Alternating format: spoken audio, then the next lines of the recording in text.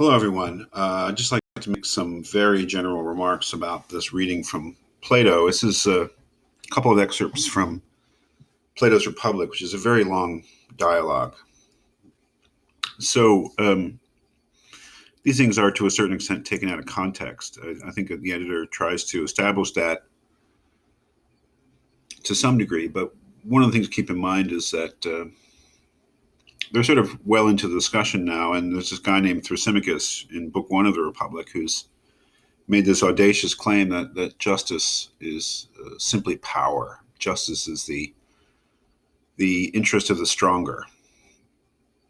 And the upshot of that is that there's really no reason to be good, to be just, because being good and just is just doing what's good for somebody else instead of what's good for you, so says Thrasymachus. And Socrates tries to dissuade everyone, including Thrasymachus, of that position. But here at the beginning of Book Two, Socrates' friends Glaucon and Adeimantus, but especially Glaucon here, take up Thrasymachus' argument and try to put it in a more systematic way, and ask Socrates to, well, can you really refute this? And this is what leads to this story that Glaucon tells, the ring of Gyges. Just a very simple story about a man who finds a ring that turns him invisible. And he realizes that with this ring of invisibility, he basically can do whatever he wants without any risk of punishment. So he does. And Glaucon thinks that everybody would. If they were able to do whatever they wanted without any threat of punishment for acting unjustly, that basically everyone would act unjustly. As he says on the top of page 63, this, some would say, is a great proof that no one is just willingly, but under compulsion. That is, only when we're compelled to be just are we actually just.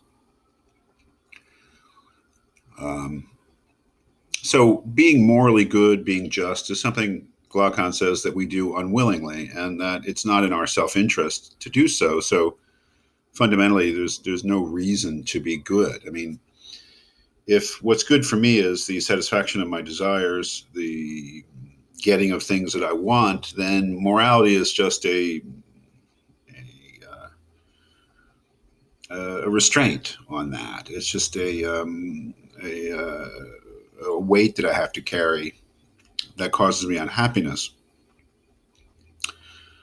And so the way that it's put in the dialogue is that we should really choose the unjust life over the just life. That is, the unjust life is just doing whatever it is that's in your self-interest, if you can get away with it. And the just life is being good, and sometimes being good even if that means that you're made unhappy. And Glaucon says, well, this is what people believe, not necessarily what he believes, but that justice is just doing the good of another and not your own good.